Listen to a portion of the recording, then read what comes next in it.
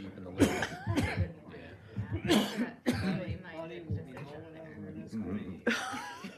Recording in progress.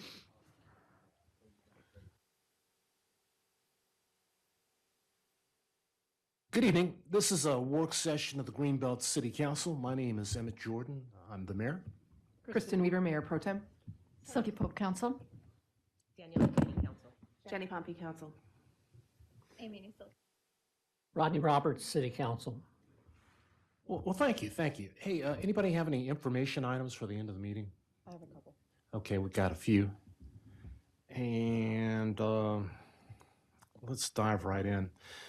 So we do hold these council work sessions on Mondays and Wednesdays several times a month to exchange information with community stakeholder groups or from staff, advisory boards, residents. No formal votes or actions are taken at work sessions. Our work sessions and meetings are always open to the public, except for executive sessions as authorized by state law so that our residents and others can observe our deliberations.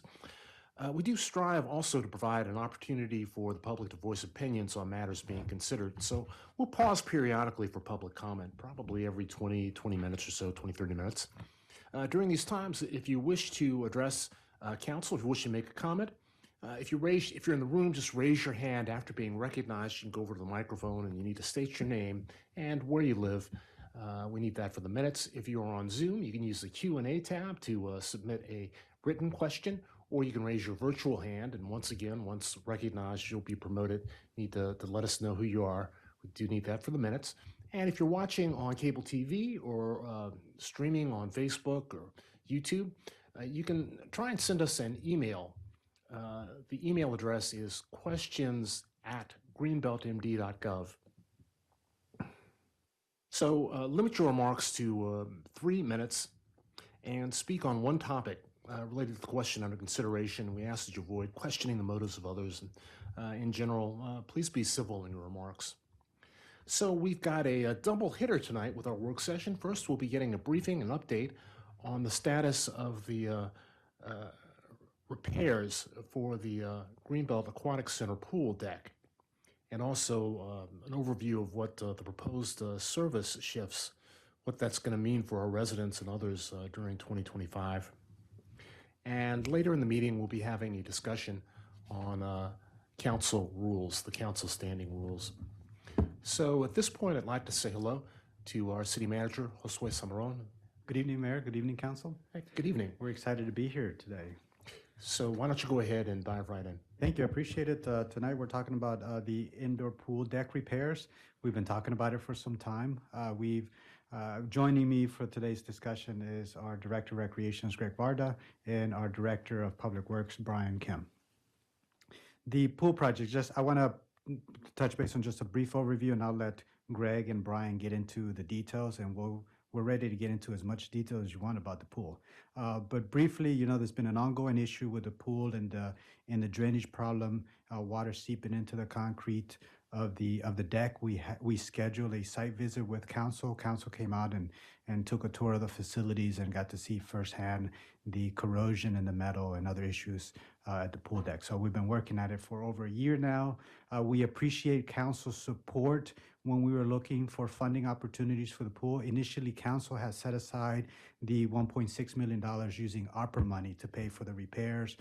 We propose looking for grant funding so that we could designate the ARPA money for other activities that council saw interest in, and we were fortunate that we were awarded the funding by Program Open Space Program to be able to pay for $1.5 million of the pool deck repairs, and the city through general funds will match the 10% of the project. So, and from a funding perspective, the funding has been secured.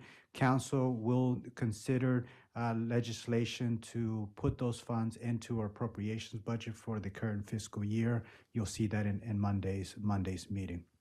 And so from a financing perspective, we got the resources. We've sought the bids and the engineers to review the scope of work and point us in the direction that we need to go to make those repairs. Mr. Roberts, I saw your hand up. Mr. Roberts, go ahead, please. Well, I just wanted to say that I think it's great that you're moving ahead and fixing that problem. But I think that using open space, program open space funds for a slab to do concrete work, a slab of concrete, is really not appropriate.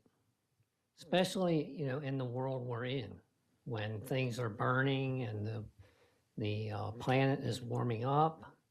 We need those program open space funds to protect land, because that's the only way that we're going to stop the planet from warming, is to protect our forests and other places. And using that money for, concrete, I'm sorry, that's just not a place where I want to go, and I'm not going there. So, keep doing the work, but find another place to get the money. Okay, thank you. Thank you. Would you? I don't know how to respond.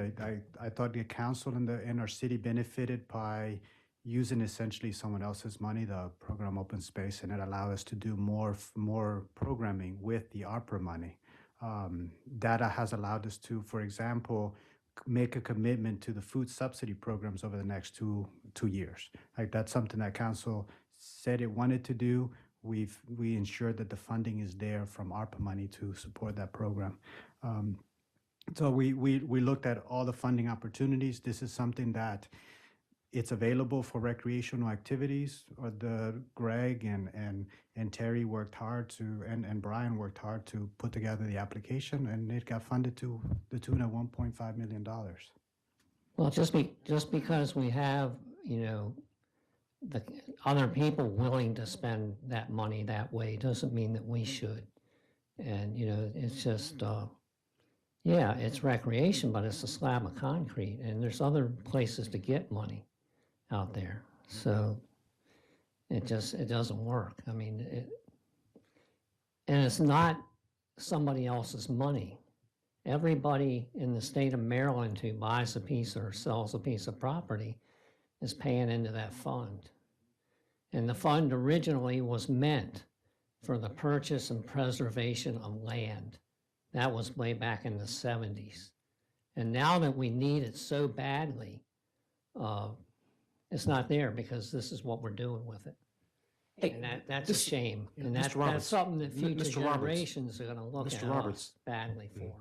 Okay, I'm sorry if there's a misunderstanding or confusion about, I thought we had direction from council to This is a pursue that council funding priority. opportunity. Maybe you do from my, majority- maybe you do from my The colleagues. supermajority of council is strongly supportive of doing That's this. fine, right? but I'm telling you So, my point of view. Let's move on, That's all it please. is. Thank you. Appreciate it. Thank you.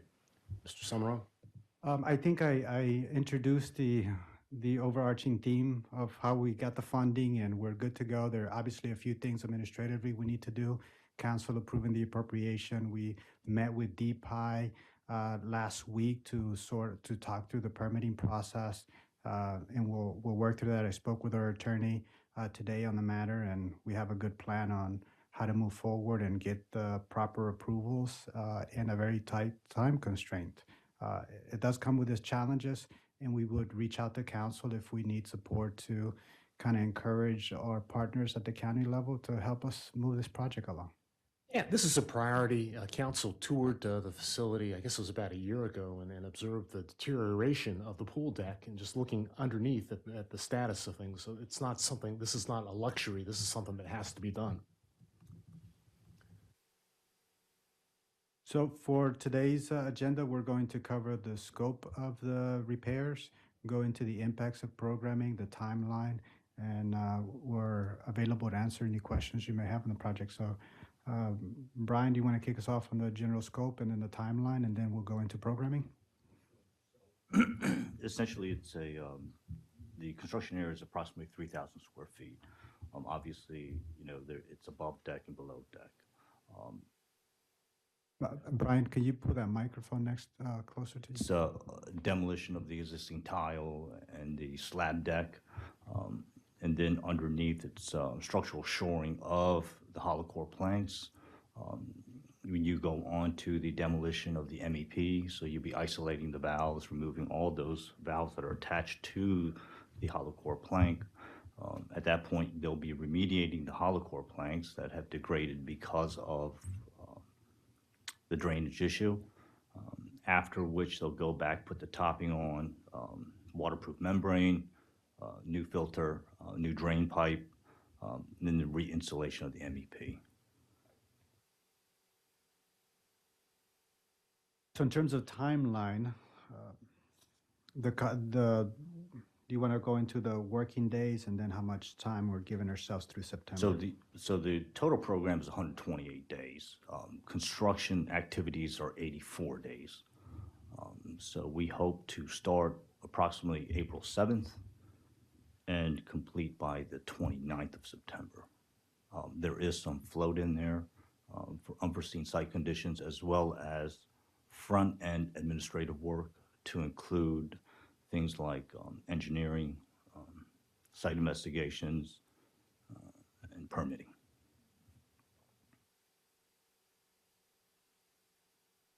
Ms. Pope. Councilmember. During that time when the work's done, so the indoor area will not be usable, right? The indoor pool area for the entire time. Correct. It's probably a good transition point to talk about the impacts, the programming. So, Greg? So, like Brian said, the start date is projected to be April 7th. We actually have programs running all the way up till April 5th. That'll be the last day. Then the crew will come in on 7th and start setting up the construction zone. The projected reopening date is Monday, September 29th. We plan to work with the health department and open the outdoor pool early May. We don't have a set date on that yet. It's going to be dependent upon getting the health department inspection, but that's our goal. The outdoor pool will be open during the duration of the project. If for some reason the project should end earlier, we will reopen the indoor pool and go back to our normal operating schedule for the outdoor pool. So our hours are going to be, for the outdoor pool, they're going to be Monday through Friday, 6 a.m. to 8 p.m. We're going to try to stay open a little longer than 8 p.m., again, dependent on the health department. Since we don't have lights in the pool, we might have to close at dusk. And, you know, earlier in the summer, we can probably get till 8:30, 8:45, and then as the summer moves on, the daylight goes away. But per the health department, we're going to try to stay open as long as we can. The weekend hours will be 8 a.m. to 8 p.m. Saturday, and then Sunday will be 9 a.m. to 8 p.m. for the outdoor pool. The fitness wing will stay open at regular hours the entire time. So one of the questions is what happens to pass holders? So if you are a pass holder and you only like to swim in the outdoor pool and you have no desire, or in the indoor pool, and you have no desire to swim in the outdoor pool, we will pause your pass, meaning the time that the work takes place, you will be able to put that time back on to your pass when we reopen. So nobody will be out anything. If you want a refund, we're happy to give you a refund. The daily drop-ins and we'll still sell passes. All that will still happen for this summertime. Our projected revenue loss for the pool, the aquatics budget is probably going to be somewhere between 3% and 5% of total revenue. That equates to about $40,000 to $50,000. But it's going to fall into 2 budget years. So we're trying to figure that out right now, how that's going to fall. Just real quick, the recreation department makes about 70% of its revenue between April and September. So those are our most busy. That's when we bring in a lot of our money. Program-wise, we'd like to still offer Saturday and weekend children's swim lessons, adult lessons, morning exercise. We're working on the schedule now. We'll have that into the summer activity guide when we get it together. One of our major stakeholders is the swim team. In the summertime, they're pretty much there every morning, Monday through Friday. We met with them yesterday. We're trying to work out a plan so they can still have access to the pool. There's going to be, all our users and stakeholders, are probably not going to get everything that they got in previous years, but we're trying to make it equitable for everybody. Lap swimmers, our classes, the swim team, and we're working on that puzzle right now, trying to put that together. Okay. Mayor Pro Tem? Yeah, have you thought about working with some of the HOAs or apartment complexes that have pools for some of that programming, and maybe not all at one place, but spreading it out so that if there's capacity issues of what we can do in the outdoor pool, they're trying to spread it out and work with those other organizations that have pools? Yep, we've been talking about that. We talked about that with the swim team yesterday. We did a little quick Google search at some of the local pools in the Greenbelt area to see which of them were, where you're able to do lap swimming at, because it has to be a certain distance and depth and everything else. So we have a list we're going to check into to see if those HOAs might help us out. We have to check with Legit as well, because we would probably have to send our lifeguards there, because we have to have lifeguards. Even when the great swimmers of the swim team are in the pool, we still have lifeguards there. So there's a couple things we need to check out to see if we can do that, but that's part of the plan, to reach out to the local HOAs to see if we could use their pools. Yeah, that's a good idea, actually. So the swim team, they practice early in the morning, or what time do they practice usually? Generally, they practice 6:30 to 8:45. You want to? 8:45. Yeah, because the HOA pools are not necessarily open that early, so. Laura is the president of the swim team, so she. Welcome, nice to see you. Hi, I'm Laura. I don't know if this is on. I'm Laura Hebert. I'm the president of the swim team. Yes, our summer hours are usually 6:30 a.m. to 8:45, Monday through Friday. Yeah, so hopefully the conversation, you knew this was coming, so the conversation with Greg and the recreation department was not totally unexpected. And I realized that the swim team, it was 2 years ago, was partnering with another club to actually. Yes, we still are with Severn Crossing HOA pool, and they're still available to us in the evening with restricted hours. But as the case with that pool and with other HOA pools, there's an issue of depth, of the number of lanes that are available, and just being able to support the HOA itself in addition to what the swim team would require for that. So right now we're using that in an evening basis, but I'm not sure if mornings would be applicable in that case. And also the type of pool that they have, it would be really hard for the swim team to exclusively practice there. Thank you very much. Thank you. Yeah, so I think that might be fruitful, those discussions with the HOAs, depending on the time, and liability issues would be the biggest red flag that you'd have to kind of work out or work around.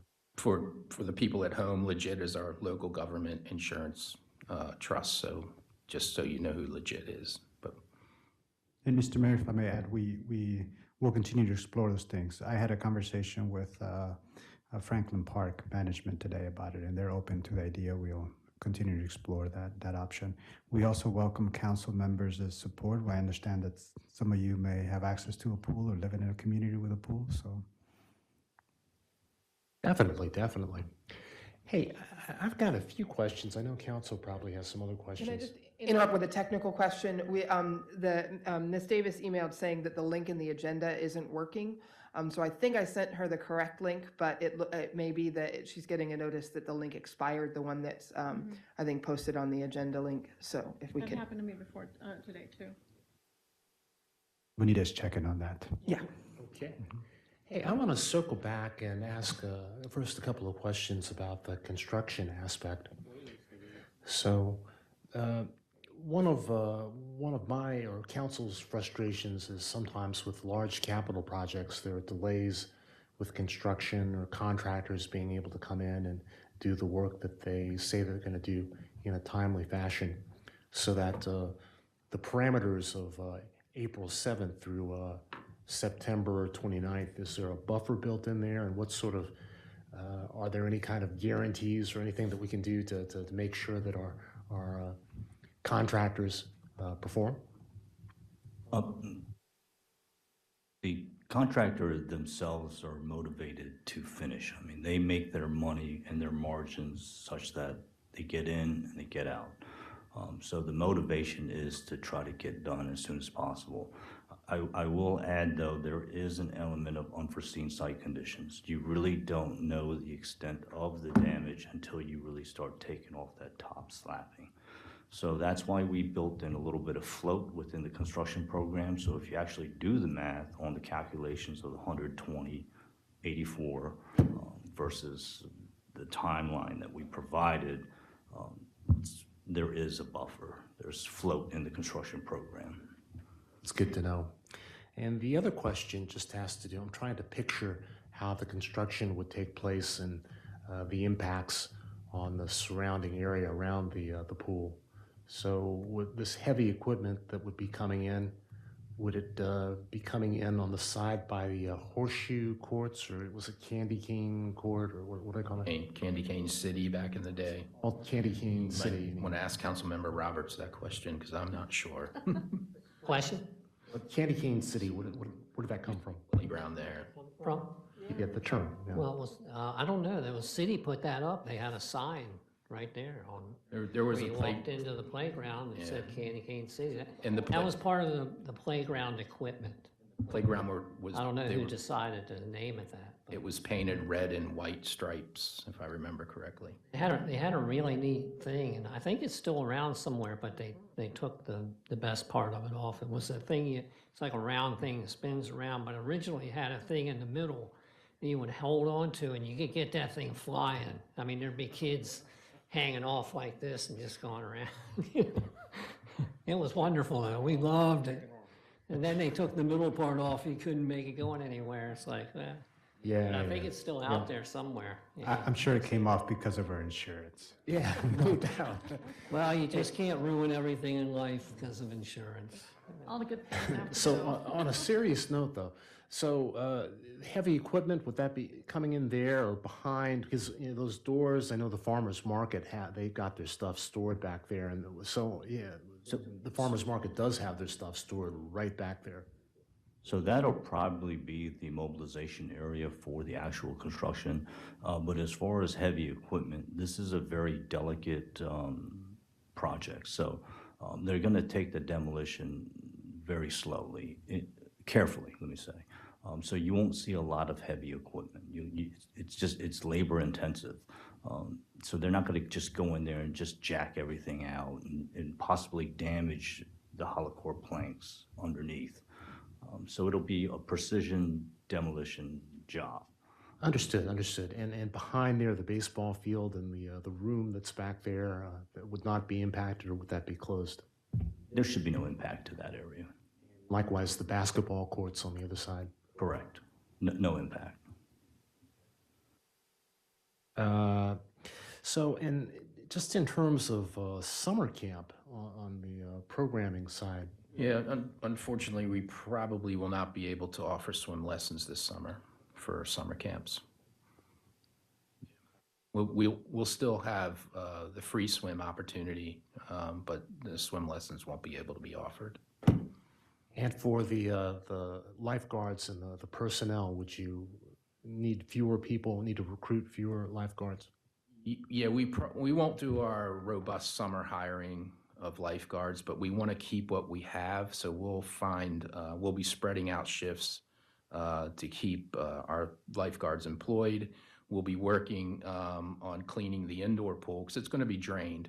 And we usually close once during the year to do a complete cleaning. So before we reopen, we're going to do that cleaning at that time so we don't have to close again for over a year. So we're going to try to keep them busy because we are going to reopen and have 2 pools pretty soon, and we don't want to fall into the area where we don't have enough lifeguards to open our pools because some of these guards may go to park and planning or other places to work. So we're going to work hard to keep the ones that we have on staff. I have a couple more questions, but Council, do you have any questions? Mr. Roberts? Yeah, I was just wondering, has that deck had any work done on it before or been replaced? I know we did some deck work a number of years ago on that pool. Not that I'm aware of. I do understand that on the back side of where the storefront is, where the pool packs sit, I do understand from the current supervisor that that is relatively new, that Yeah, deck seat. yeah, I knew we did some work in there, but apparently not in that particular area. Public Works did some work on the underside of the MEP hangars and supports because they were corroded. Yeah, But we did that yeah. about 3 years ago. Yeah, no, but I'm talking about the deck itself, up on the top. Not that I'm Anyway. aware of. Okay, thank you. Councilmember Pompey. I'm just wondering what kind of construction equipment they're going to be bringing in, and if that will be like sort of taking up spaces in the parking lot of Roosevelt Center, because we use that for the farmers market in the summer. So I'm just wondering if that will be impacted. No, ma'am, there should be no impact as far as that's concerned. So for the farmer's market, that's their storage area where a lot of the work's going to be taking place. So we've located an area at the armory, a garage at the armory that they're going to be able to move their stuff in and out of. But so we need to contact them and let them know that that's going to be the case. It's a pretty long haul. It is, but it's the closest place that we have without, buying a pod or something like that. Councilmember Niesel. I want to say thank you so much. I'm so enthused to hear all of these things that you've considered, up to and including making sure that we retain the amazing lifeguards that we have. So just to make sure that I'm summarizing this correctly, there's going to be very little departure from regular services besides not having an indoor pool or any pool possibly from like April to late May. Do you have any, what is the health department rule around how early you can open a pool in the spring? Is it based on the water temperature? We're working through that now. Okay. We're getting we're trying to get our health department permit in line, and we're going to have to follow their rules. Right. Our goal is to open as early as May 5th. Okay. Hopefully the health department lets us do that, and we want to stay open as late as September 29th if we have to. I think the big question for us is how late in the day can we stay open without lights? That's our biggest question. And I think 6. I don't think we can open any earlier than 6 a.m. And would it be anything that temporary lights could fix, or do they need to be permanent? It's my understanding that the lights actually have to be in the pool. They have to be underwater because lifeguards need to be able to see the bottom of the pool. Yeah, so that's part of it. And we looked into buying temporary lights that we can put in there, but they were very, very expensive. Yeah. Okay, thank you. Councilmember McKinney. Once the pool is reopened, will there be any changes to pricing for members? No, ma'am. Okay, great, thank you. Councilmember Pompey. Well, I assume that people will still have access to the showers and the locker room area? Locker room area will be open. Fitness wing will be open. I should have mentioned the hot tub will be closed as well. That will also be closed. But everything else except for the hot tub and the indoor pool will have access. So one more question just about the demolition. The concrete, the tiles, and the metal support beams.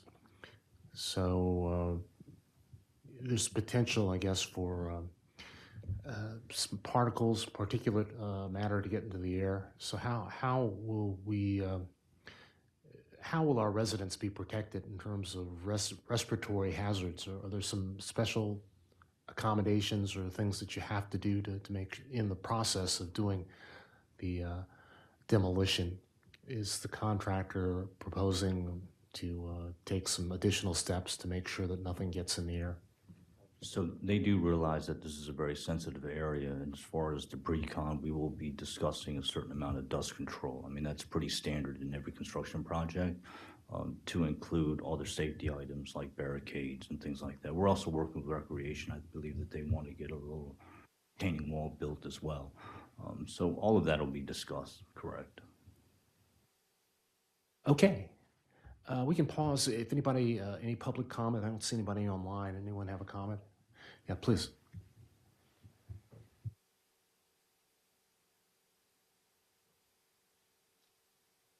Hi, Laura Hebert, president of the swim team again. Greg, is there a possibility of the swim team giving money for underwater lights to extend the day in the summer, from 8 p.m. to You're, even 9? well, Yeah, like, I mean, how expensive is it? Is it something that we can talk about? That I'll have to look into it. I need to get that. We looked at this a while ago for another reason. I can't remember exactly why, but I think there's some other electrical issue that we need to look at as well. So let me, I'll get back to you on that, but Yeah, I don't want to absolutely. give you any information that's wrong. So okay, 'cause let if me, that could help, that'd be something that we could definitely help with. And I know a lot of the lifeguards are swim team members, so we could work that out too, the extended hours possibly. yeah, we will look into those underwater lights and see if it's feasible and get a good cost estimate on that and circle back with you and the city manager. If that's something we can do, you know, we will certainly look into it. Great, thanks. You're welcome. Okay, any other, please, sir.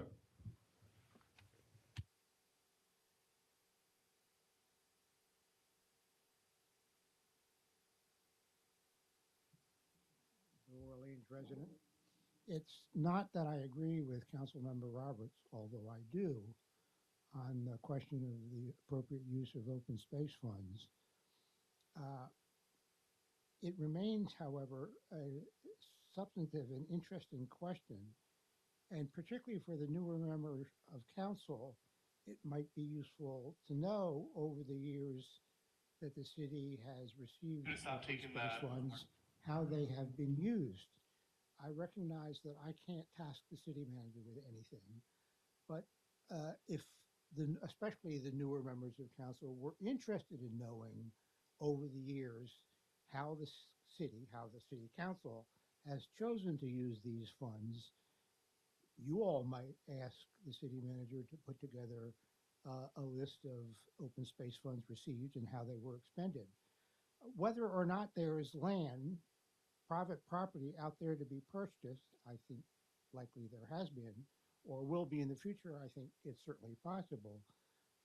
If the city had banked, presuming it had permission to do so, these funds by now, if they had not been otherwise expended, the city would have quite a nice account of open space funds with which, if necessary, to make a purchase. Anyway, I'm hopeful that the newer members of council will ask the city manager for such a list. Thank you for that statement. Just as a point.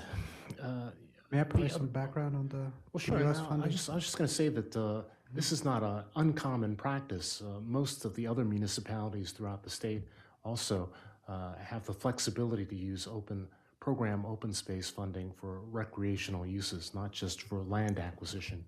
Correct. Go ahead. And I would like to provide some background on changes that's happened to the program open space funding. It used to be that the municipalities were allocated a certain amount of money for program open space activities, land acquisition and construction projects. That is no longer the case. All the POS money that were allocated to municipalities are now pooled into a POS fund that we now have to apply for funding on a competitive basis. So we no longer have designated funds for the city on an annual basis for us to use for acquisition and construction projects.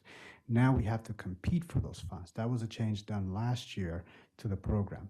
So when that change happened, all the POS money that we had allocated to the city were absorbed into this general pot for grants, for POS grant money. When that shift happened, we saw as the city losing its allocation of funding. And we thought it was prudent for us to pursue any competitive any projects that we thought we would be competitive in the pool. And we applied and we got the $1.5 million for this funding this construction repair project. But Mr. Orleans and I think Mr. Roberts might have been alluding to this, that yes, there were these allocations set aside for the cities, but that's no longer the case. Now we have to compete for these funds. Well, thank you. And for the historical context, also just clearing up any misunderstanding that the funding that was previously allocated was not just for the acquisition of land, it was for construction and capital projects related to recreation. So don't want to get into a debate with the city manager or anyone else about the program because it's changed. Mr. Roberts? Yeah, I just wanted to respond to Mr. Orleans. I wanted to remind him that there's some really nice land over in Greenbelt West. If we were buying land to have recreation for kids, that would be fine if you're doing that. But there's a really nice piece of land over there that we could have a really nice park for the kids that live over in Greenbelt West, with playing fields and stuff like that they've never had and they need. And that's where that money could be going. But instead, we're going to, use it to do a slab of concrete. That's, it's just, I don't know, it's kind of mind-boggling to me when I think about it, with all the things going on, with the environment and everything, and how we allocate our money to take care of those things is apparently not always that good. Mayor Pro Tem? Thank you. Apologies. We're getting a little bit far afield, and I think we're basically done with this conversation for now and should move on to our next topic. But I would point out that that piece of land that Mr. Roberts continues to refer to is not actually for sale and is occupied by a business that also would probably require a great deal of environmental remediation before it could be used for ball fields. So it's not quite as simple as just buying it from them. So just to remind Mr. Roberts of those circumstances. Everything on the planet's for sale. We're not going to get into a debate. Let's move on. So, Mr. Kim, Mr. Varda, thank you for the work that you've done in setting the stage for this important project. It's beyond being a priority. It's a necessity. We have to do this, and we have to do it as soon as possible. And City Manager Summerone, thank you for presenting this information. I think there'll be some other opportunities for our residents to come together and hear, but it's important for council to have a good sense and to ask these questions that we've asked up front, just to make sure that there's clarity. Thank you, Mr. Mayor. We are available to answer citizens' questions and concerns. We will have a town hall on January 30th here in this room at 7 p.m. And we'll have the full team here, not just the three of us, but additional team members to talk about the impact on programs, cost, anything and everything. So thank you, Greg and Varda. I couldn't do this work without the team. Greg, Brian, Terry, Andrew, Stephen. It's a massive team, and it takes all of us. So thank you. Thank you so much. Councilmember Pompey, you had another question? No, I was just going to mention the town hall, which Mr. Shamron also already mentioned, so. Okay. Thank you so much. Thank you. Playgrounds of the West, if council wants to help us find 20 million or however we need to buy that land, we'll buy it. Okay. Not for sale. It's not even in the city. And it's not in the city. It's not in the city, and it's not for sale. So those two things are. But if other opportunities were to come up in other parts, just outside of the city in other areas, certainly council would be very interested in looking at that. So at this time, we're going to shift the conversation and talk about the standing rules for City Council. These rules are updated each term by the incoming City Council. So we had a discussion back in 2023, I believe it was in December, looking at the rules from the previous session and making some changes.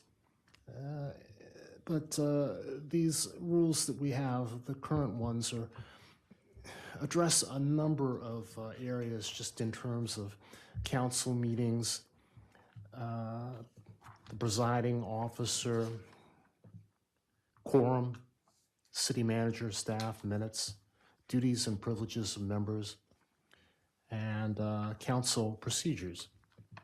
So this is not an uncommon thing. Most city councils have standing rules. Some councils have a separate ordinance. Others, these rules are actually embedded into the city charter or city code. But it helps to actually have a criteria, guidelines on how we operate. So in this case, this agenda item Councilmember McKinney actually asked that we have this discussion. So I don't know if the interest is to go through the whole document or if we should be focusing in on particular sections. I reviewed the council rules. I'm familiar and took a close look at the various sections. I have a couple of ideas. Councilmember McKinney. Thank you, Mr. Mayor. I think in the interest of time and efficiency, I don't think we have to go through all areas of the standing rules. But I do think that there are some areas that that can help us, that we can take a look at to see if there are ways that we can be more efficient with our time, more organized, and then more transparent in making sure that we're really working with the community to sort of answer and address some of their concerns when we have regular meetings. I also think that when we did look at these back in December, in full transparency myself, I was new. I know that Councilmember Pompey was new. And even though we had reviewed the standing rules, we hadn't been through really any meetings to know how these rules actually played out. And then Councilmember Niesel wasn't even on the council at that time. So I do think it is worth taking a look at now that we all have had a chance to go through a year's worth of meetings and see if there are areas that maybe can be refined based on also some of the issues and things that we have addressed over the past year. Yeah, I appreciate that. I appreciate the discussion. And this is a work session, so ideas that we put forward we would have to update the ordinance, so it would have to come up at a council meeting and with a second reading or suspending the rules and doing it all at once. So did you have something very specific in mind? There was a couple of things that I saw, but why don't you begin?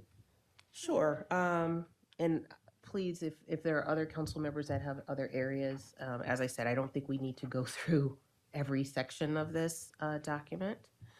But I know one of the areas that we have often talked about in looking at, certain council members serve as in an advisory role on certain advisory boards and committees. And so at times, there are work sessions that come up that focus on some of those focus areas. But it doesn't appear, and maybe I missed it, but it doesn't appear in the standing rules that there is the ability for a council member, for example, who may work with a specific advisory board or committee to maybe help facilitate a work session that is focused on that focused area.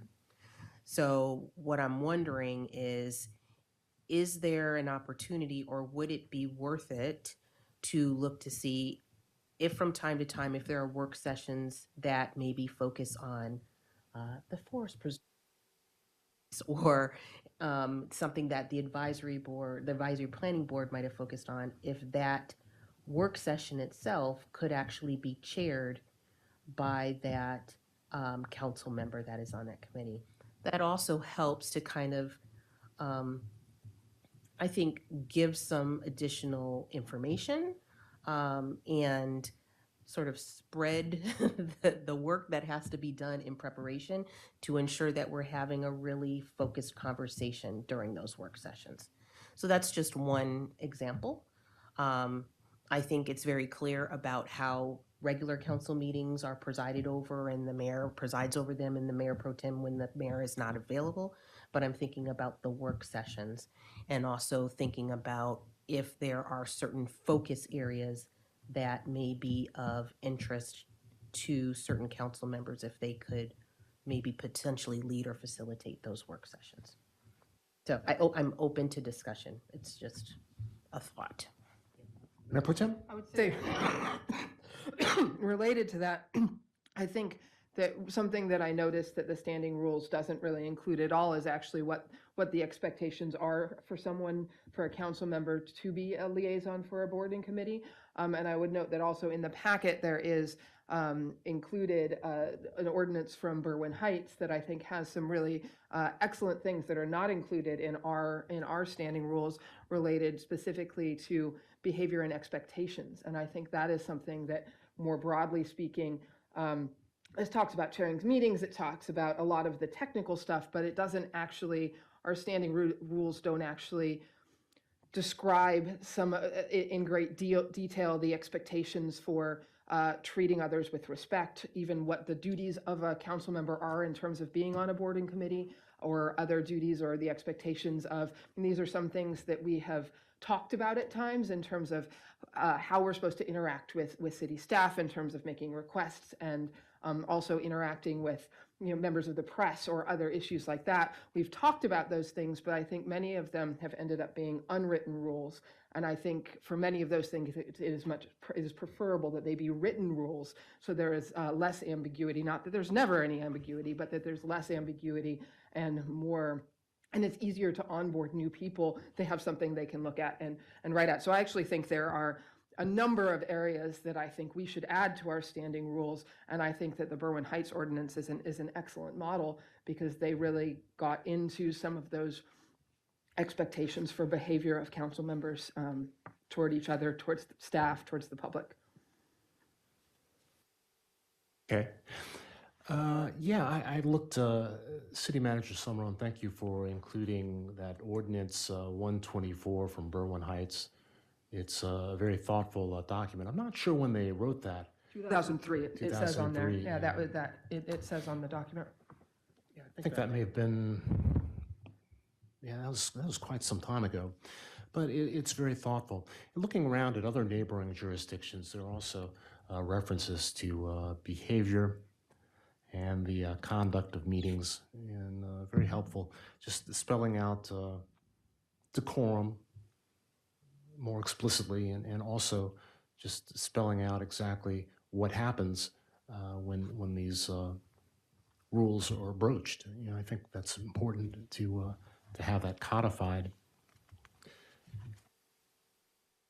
I ran across a couple more specific things, items within the context of the rules that I thought needed to be considered. One has to do with resolutions and ordinances. And there's a reference to, I think it's section 8, number 1. This question of supermajorities is brought up, and it's defined explicitly as 6 members. And I know in the budget approval process, on a couple of occasions, we've kind of been very, very close to the wire with that. And with the current council, many of us travel extensively. So I'm wondering if it would be wise to spell out a supermajority and not to necessarily insist on 6 members. If there's only 6 of us here and 1 member is indisposed for whatever the reason, illness or whatever the reason, I would think that a supermajority of 5 should be able to take an action.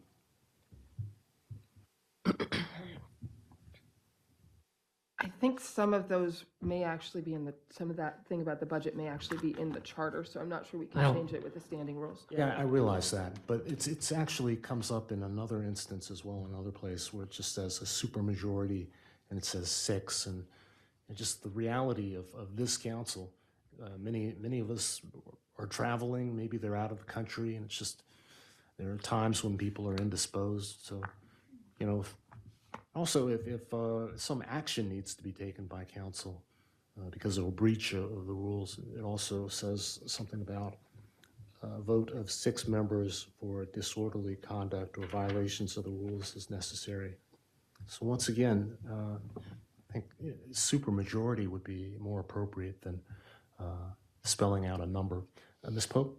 Yeah, I'm looking to the Berwyn Heights part of this, and it looks, there's a lot of good things in there, but also it looks almost like a little bit micromanaging,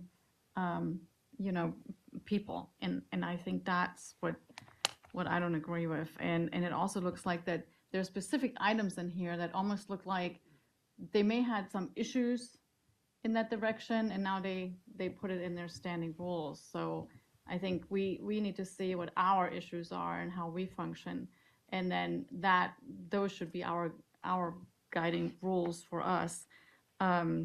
So I don't want to, I mean, like I said, there's some positive, good things, good ideas in there, but it's almost looks like to me it's a little bit micromanaging, like each of the council members. Not really encouraging to be on a board or committee, huh? There is very specific information about how the meeting should be conducted and the need for the chair to recognize a council member before they speak. And that's something that I saw in a lot of different standing rules and charters, just spelling that out really explicitly to make things run more smoothly. Also, not just in Berwyn Heights, but in a number of other municipalities, they talk about the need for council members to be prepared and familiar with agenda items, listening courteously and attentively, focusing on the business at hand, and of course, refraining from interrupting others or making personal comments. That's something I saw in a number of different documents. Mr. Roberts. Well, I definitely am not in favor of changing the supermajority. And the fact is, there are very few circumstances in which that is invoked. And as far as I know, there's never been a time when the council couldn't get something passed because of that. It's never happened. And not only that, but, back when you had to be here at a meeting to vote on something. Now the council is allowing members to be somewhere else and just call in or, come in, zoom in on your little computer there and vote. So there's no excuse for changing the supermajority to 5 when we have 7 people. The supermajority is has an important function in our city, and we need that. It protects the city, it protects our citizens, and it protects some of the other things we're trying to protect. Mayor Pro Tem? Yeah, that provision actually is in the charter. The one about the expulsion of a member from a meeting for disorderly conduct. So that's one that we can't just change by the standing rules. I'm looking for whether the budget passage. I mean, there's actually several of these things that are in our charter written as no less than 6 members. So I'm not sure that's a productive. I'm not sure that's a productive change to discuss, because I think most of the times that it specifies 6, it looks like that is actually in the charter. The other item is on page 14. And we did change that, of course, back in 2009, because there were 5 people on council. So it's not something that has been there permanently. It's a relatively new addition. Yeah.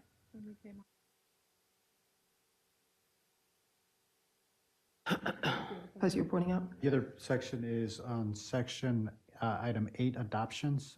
Section C, vote on ordinances revising appropriations and resolutions to transfer fund. As required by Maryland law, ordinances revising appropriations and resolutions transferring funds should require a vote of no fewer than 6 members of council. That's what I was really referring to. It comes up in a few places. It's food for thought.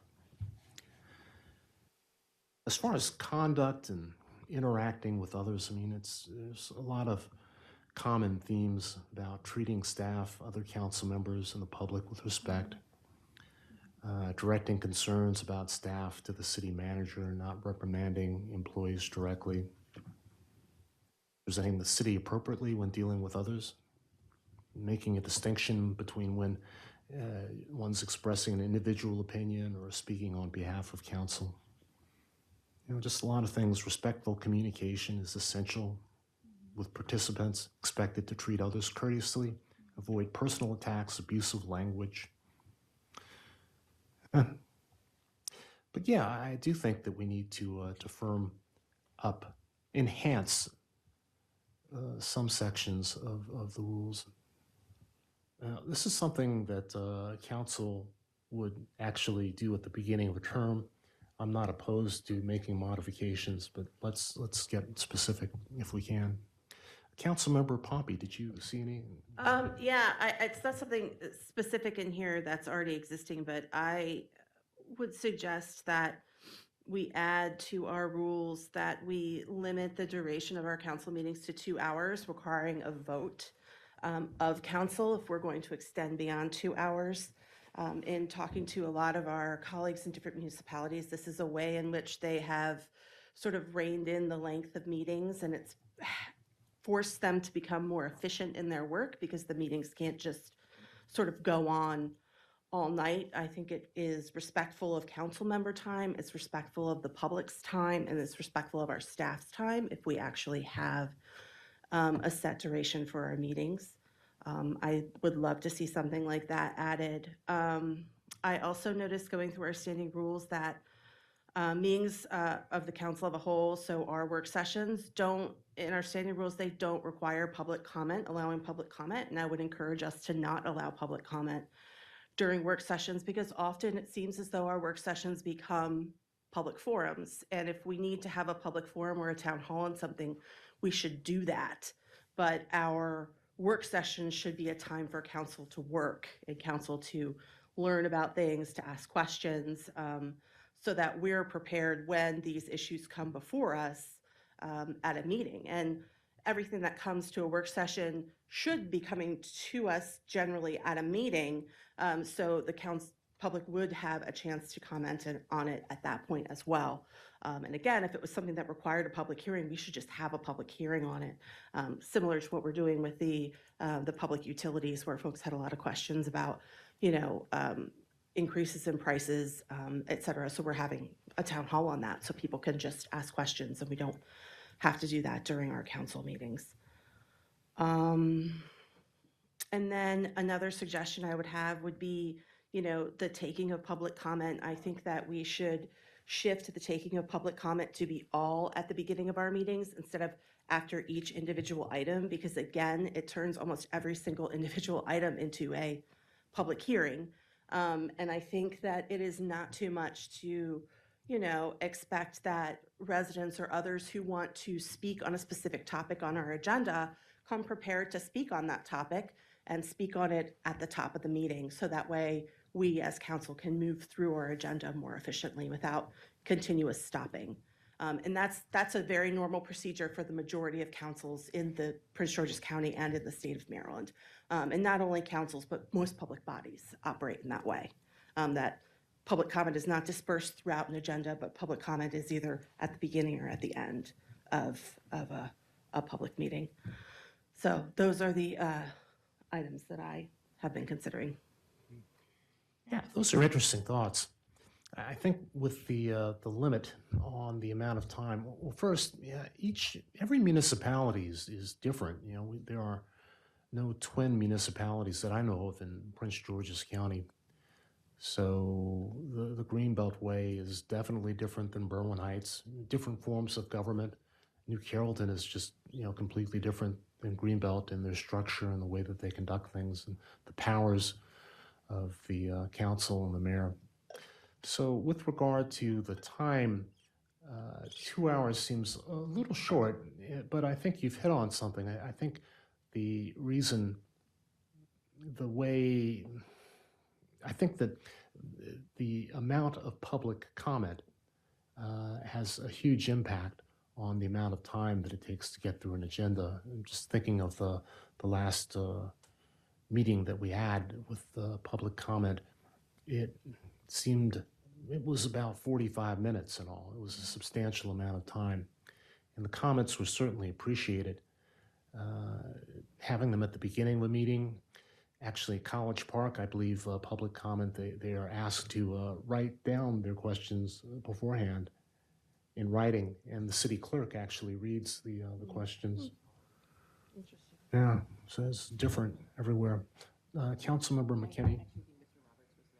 Yeah, I was just trying to cycle so each council member has a chance to speak before somebody speaks a second time, which is in the council rules. But I don't think Mr. Roberts has said anything on this.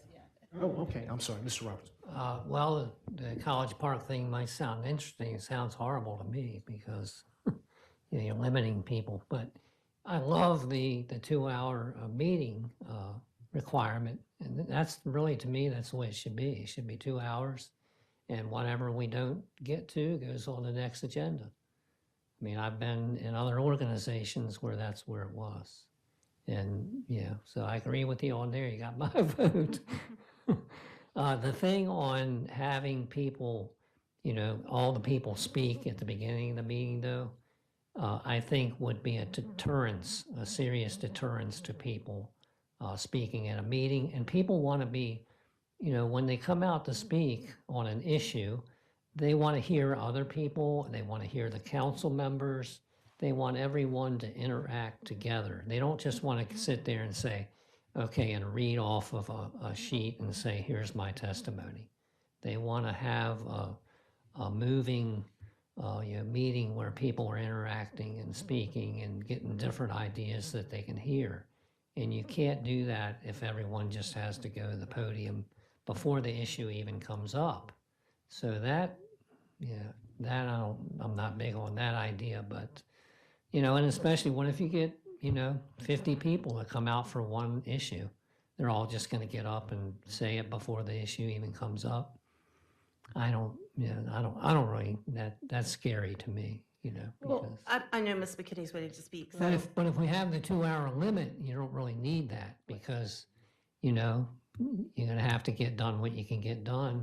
Well, just, Councilmember Pompey, please go ahead. just to your point about that, as it being a deterrent, see, I would think the opposite, because sometimes people have to wait so long for their item to come up that they either don't bother coming or they leave, because of the length of the meetings. I mean, I think that definitely happens. But that's just a function. Usually when that happens, there's a lot of people here. So that's just a function of when you put what order the agenda is in.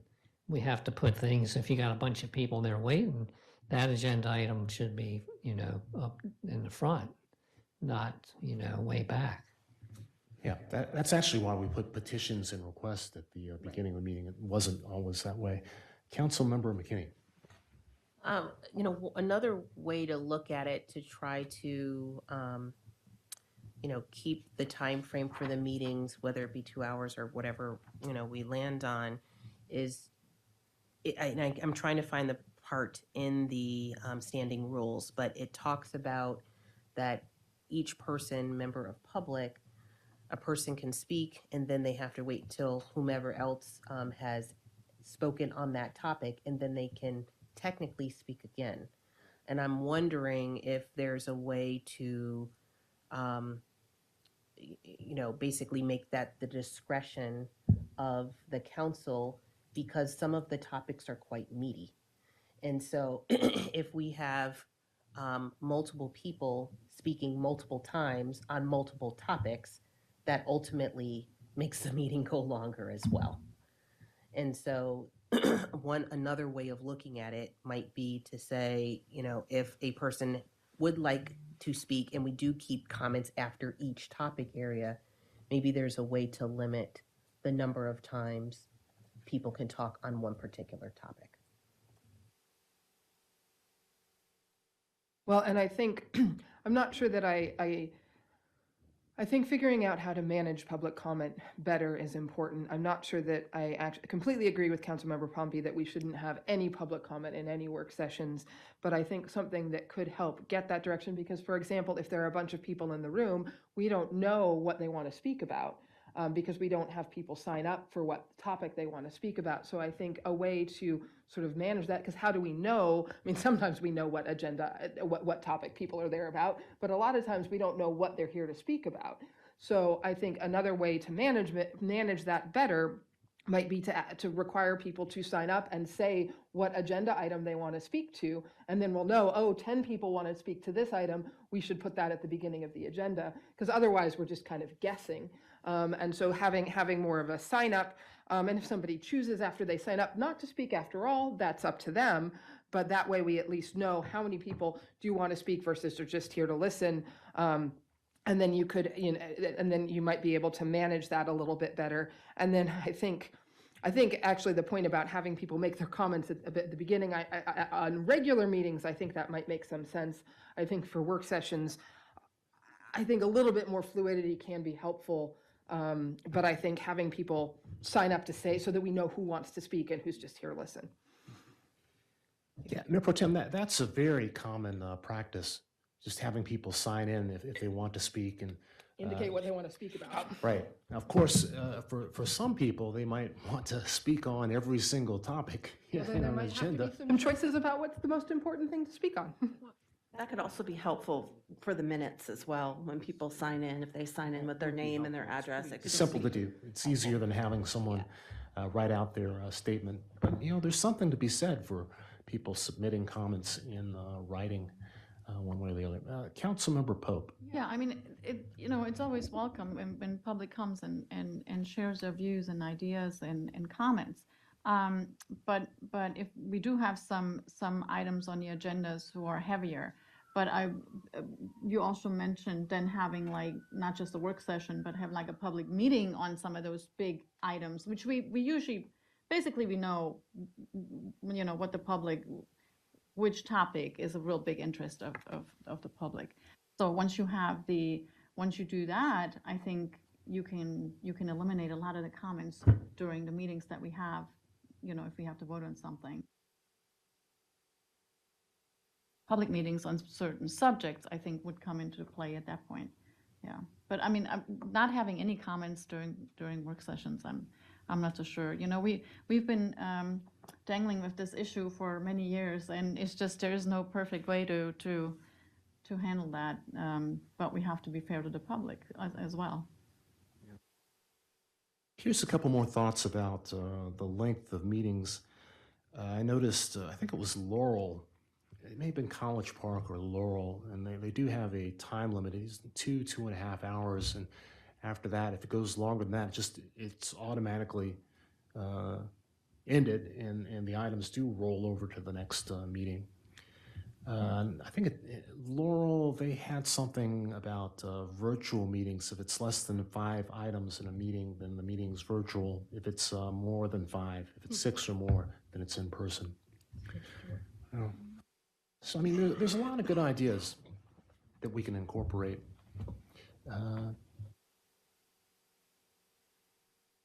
Councilmember Roberts and Councilmember Niesel, I don't know if you have any thoughts. Well, it kind of scares me that we would kind of come up with some of these ideas that really make it harder for people to speak. And I hate to say it, but a lot of the other communities around, they're kind of hostile to people speaking. They really don't want people to speak. I mean, I don't know how Laurel's doing now, but I mean, years ago, they would do a meeting in a half an hour. I mean, that's about how long it took for them to do their budget meeting. They came out, they decided everything ahead of time, what they were going to do. And they came out, they did it, and that was it. The people really didn't have much to say about it. And I don't want to go down that road. As long as I've been here, people have been allowed to speak at work sessions.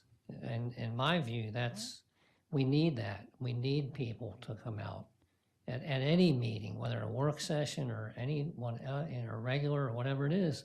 We need people to come out and share their views with us.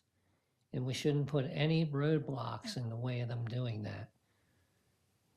I mean, I think our charter says that we have to provide an opportunity for the public to speak on any item before the council.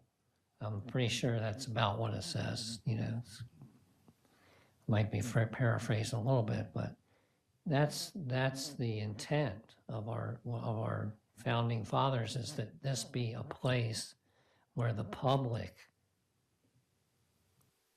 really is in charge, not the politicians, where the public can speak and get their point across. So please, let's not put up roadblocks to that. Councilmember Niesel, you got any thoughts? You wanna Sure. share? It's so interesting looking at ours compared to Berwyn Heights, which are the 2 examples on today's agenda, because I absolutely agree with, I think it was Councilmember Pope said that Berwyn Heights seemed a little bit micromanagey, and in a way it very much does. But in a way it does have certain SOPs, if you will, that ours is missing. And so I would like to see a little bit more of that in ours in some of the ways that have been mentioned, such as kind of general rules as to how to. I think we could use some more detail around how to run a meeting. I also have a terrible tinny feedback, so I apologize.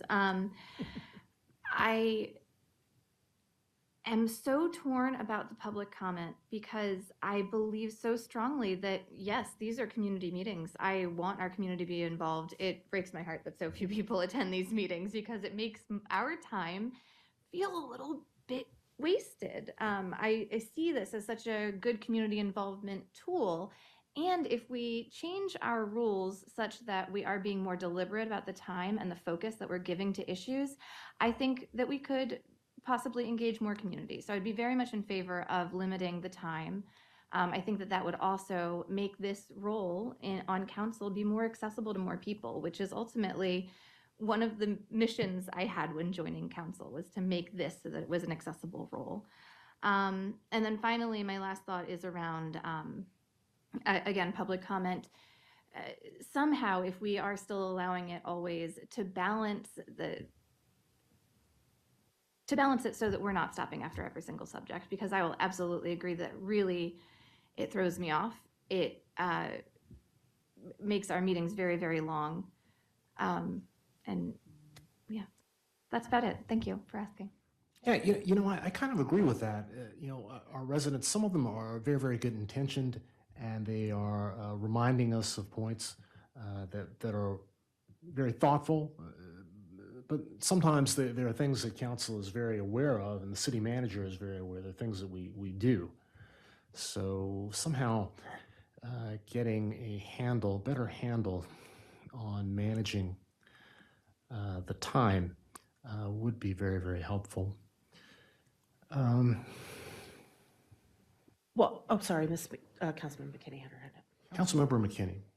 So I'm wondering if there are specific things within Berwyn Heights. I agree, it is very prescriptive, but I do think that there are some things in there that can be helpful that will help us sort of operationalize our standing rules a little bit more. So is there an action item that we can take to go back through theirs and identify specific things that we would like to pull from theirs to make them still part of our Greenbelt way, but sort of help our standing rules evolve and be enhanced a little bit? I think that's my first question. Sorry, go ahead.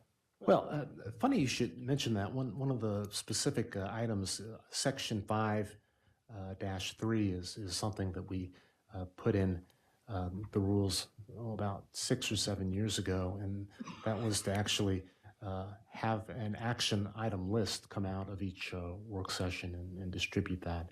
And I think we may be in a better position with technology evolving the way that it is to do that. I feel strongly that would be very helpful. We're having a great discussion now. I'm jotting down a few things. I'll go back and look at the video, as will staff, but having an action item list is a good idea. On the other hand, I don't want to, personally, I don't want to dwell on the rules, standing rules, that much.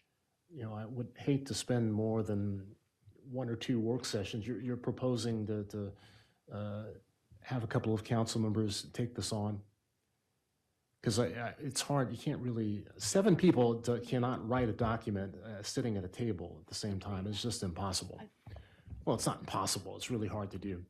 But also, I would like to throw in that Berwyn Heights is one example, but just looking around, doing a quick search, I mean, there's some really good copy or suggestions just to phrasing things. I found something from Corpus Christi, Texas, and just in terms of council member conduct, they just succinctly said, no council member, staff person, or members of the audience, the public, shall berate, embarrass, accuse, or show any personal disrespect for any member of the staff, council members, or the public at a council meeting. This is well said. Mayor Pro Tem. Well, I wonder if a way to do this is to sort of collect the top few things that people have that they would like to see, added, either from Berwyn Heights or from other things. And then, I don't know, maybe Councilmember McKinney is willing to work with me on that, and we can put together a proposal and send it out to be discussed either at another work session or to be put on a council meeting. Because I think you're right that 7 people trying to author a document are a little bit challenging. But if there are particular provisions, it's like you read that and like, I think that's something we really need. Send that to myself and Councilmember McKinney, and we could try to fit where it is in the standing rules and draft something. Well, I think I'd like to have a hand in that. I did a little research, and just with the experience of going through this, like Mr. Roberts has and Ms. Pope, that context, the history of how things got in here and why they're here is very helpful. So, Ms. Pope? I was just going to say, I think we're just saying we're going to collect everyone's comments and put them in a document. So we are relying on your history and your experience. But if you want to write and collect and put together a document, that's fine. I'm just trying to offer. I think I don't know. I don't want to speak for Mayor Pro Tem, but I feel that is what she was mentioning. We're just facilitating the conversation and condensing everybody's thoughts into one document. Because say you comment often that you have a lot of things going on and you don't always have extra time. So, Ms. Pope? I think if we're making any revisions to this, right, and I appreciate the offer, and you guys are rock stars at this. I mean, you really do a good job. I mean, I couldn't do this, right? So there's no way around it. And I really appreciate that. But I think in this case, we're going to have to make the time, and we're going to have to go through each paragraph and talk about it and make revisions as we go. And then maybe a team of 2 or 3 can take these revisions and put them in a nice format and pass them out. And then we can go over it again and talk about this, because this is a very important document. And I think that all of our voices and all of our, views or thoughts should be taken in consideration. And you cannot just do that by, writing down a few comments and then putting this in some kind of document. That's just my opinion. And there's nothing, like I said, you guys do a really well job when you take a task on like this. But I think in this case, we might just have to sit down and go paragraph by paragraph and do that. Because also a lot of things that are in the Bourbon Heights, because this is the attachment in this document. A lot of the things we have already in our document as well. Maybe not exactly spelled out the way they do, because there's a lot of like, don't do this and don't do this and don't say this and limit this and that's just a little bit much. And as for the committee appointments that we have, the liaisons that we are, that's not in here, because I really think that's not something that was stipulated from the get-go that we have to do that. I think that was just always kind of just, passed on or who wants to.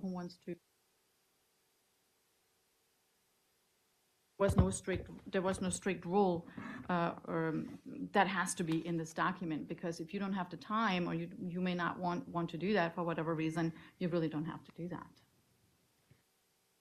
Well, so, if the two of you want to kind of aggregate suggestions, I do concur that we would need to kind of just go through section by section, or there's only 6 sections, and some sections would not be changed very much at all, like council meetings and whatnot. So, but I think we'd have to have another half of a work session, maybe an hour and a half to do that.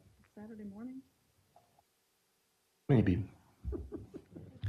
But like I said, we got the budget coming up. Don't have a lot of time left.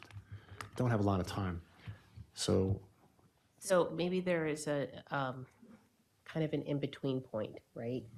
I don't know if all of the sections we have to go through, because I'm sure that there are probably some areas which can stay as is, which nobody has any changes to. Right. So if we can move past that, I'm trying to think about ways to not get hung up on that, right? And so if there is a way that we can have a document that collects some initial thoughts and feedback, then that allows us to sort of digest that before we come into the work session, so that in the work session, we could then have a conversation about each other's thoughts on the sections that we might want to amend.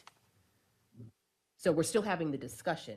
It's just trying to focus the discussion on the key points and keep us focused on the areas that we want to change. So- Front load some of the work. Correct. So I don't want anybody to walk away with saying, well, we're going to take this and only mark it up and only have our thoughts on it. That's not. We're just trying to organize the feedback and the conversation to make it focus. Right.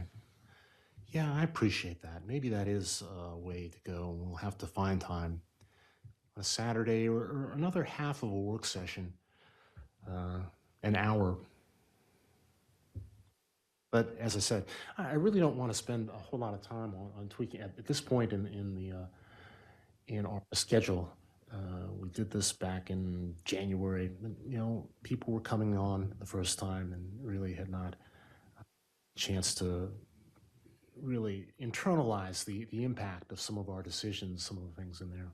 And we had a vigorous discussion. Public comment has always been a hot button item. And we, on the one hand, we want to allow folks to speak their mind.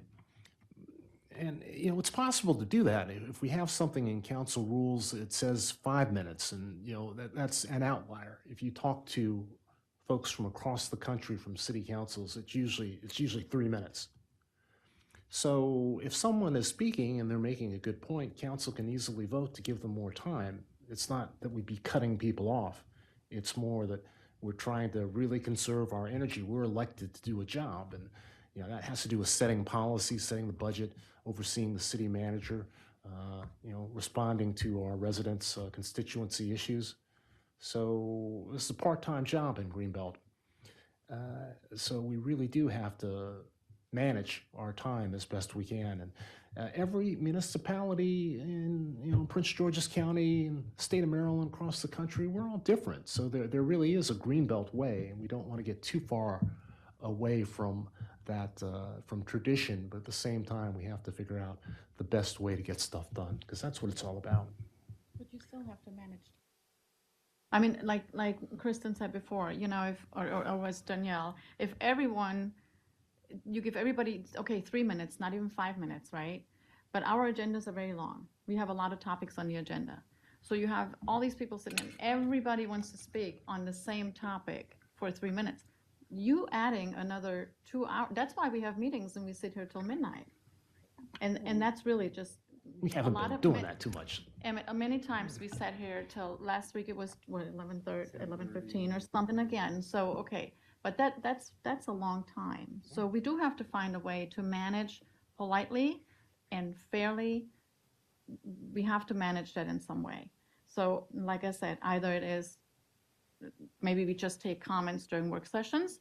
Maybe when it comes to council meetings, you have to sign up, and maybe there's so and so many slots per topic, or, you know, we're gonna, I don't know, I mean, we're gonna have to sit and maybe figure out how can we do it? You know, you don't want to upset people either. No, you don't. Yeah, I think asking folks to sign in if they want to make a statement and which agenda, that's light load. I think that's something we can easily do. And I don't think that's too much to ask. Mr. Roberts. Well, how can I say this gently? It doesn't seem to me that historically we've had long meetings because of our residents speaking too long. Thank you. You can put time limits on council members too. Well, technically, we do have time limits on council. Do we need to enforce We just- those? We just don't enforce them. And I mean, that's not a new thing. One thing, we do have long meetings occasionally because we're really meeting much less. So the agendas are long because we haven't been meeting to talk about things. We've not been doing that. We're meeting a Last little month. less. We're not meeting a lot less. We're meeting a little less. Objectively, we're meeting a little less. Okay, you're gonna get pushback from this entire side over here. Well, take last month. December. So, Seriously? It was Christmas. Oh my God. Anyway, this is not worth getting into, but I think that you're not, your opinion is not universal on Yeah, that, you're Mayor not gonna Jordan. win this. Just leave it alone. It's not gonna end well for you.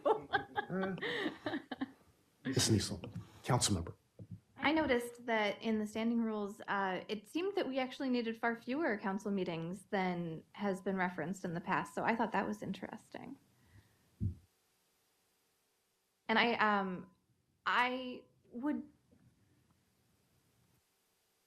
I really appreciate the time that I spend on council, and I find that when we have fewer meetings, I am better able to stay on top of the things that are happening in the community every day than I am when I'm spending all of the time that I can commit to council in meetings and work sessions.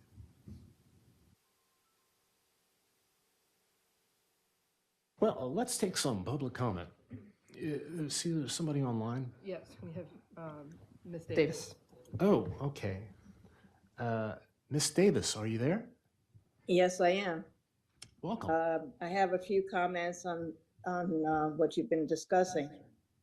And first of all, Jay Davis, Greenbelt East. One of the improvements I think that has helped monitor perhaps what people are saying or the length that they're saying is that you have that visual timer.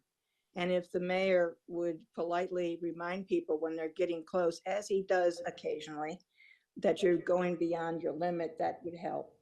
Second, having a limit of 2 hours for a regular meeting, I could see that for a work session, but 2 hours for a regular meeting, when you look at the number of items that are listed on the agenda, I know in the past we have put more items under consent, and I think that has helped a great deal. But we do have an awful lot of items, and many of them need to be addressed that evening, that they have a deadline, a grant deadline or something like that. So I think 2 hours is not realistic. 3 hours perhaps. Three, very often when people are there, sometimes they know what they're going to talk about. There's a particular topic. But after the topic is discussed by staff and by council, more questions come up. So if you try to do it where you're making your comment at the beginning of the meeting, questions that come up during the actual discussion of that item, then you're not going to be able to say anything. And I think those questions are more important sometimes than the ones that you think. The details of the topic are not really given in general public. And so when you have these discussions, you need to learn and listen to what's being said. And then your questions come up. With a work session, not allowing the people to be a participant, your residents, that's a disfavor to the residents. Council and the residents are partners in deciding what items need to be done or not done and how much they should be done. So council needs to listen to the residents, because I think the residents bring up questions that maybe the council members didn't think of. And I think that's an important part of what a work session is. It's for everybody to bring something to the table and to ask questions.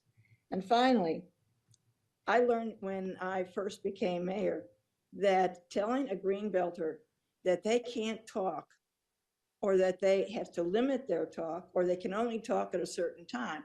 I remember my first meeting when I tried to enforce the 3 minutes, so there wasn't a visual timer.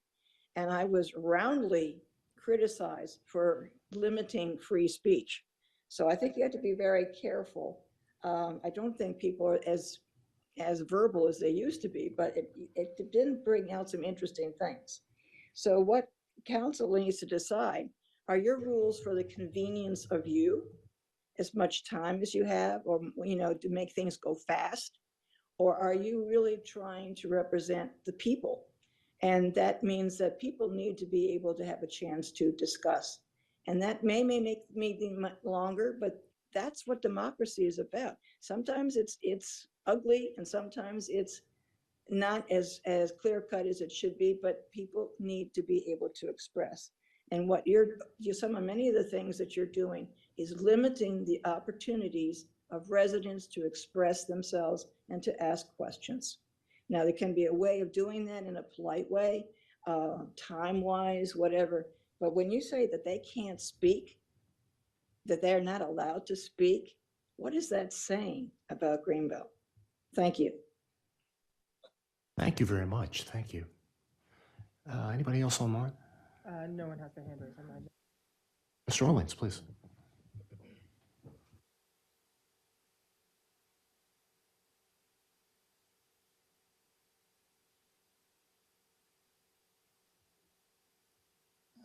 Greenbelt is a small town still, not as small as it was in 1937, but still a small town. It does not have maybe my optimal model of city governance, the New England Town Hall type government.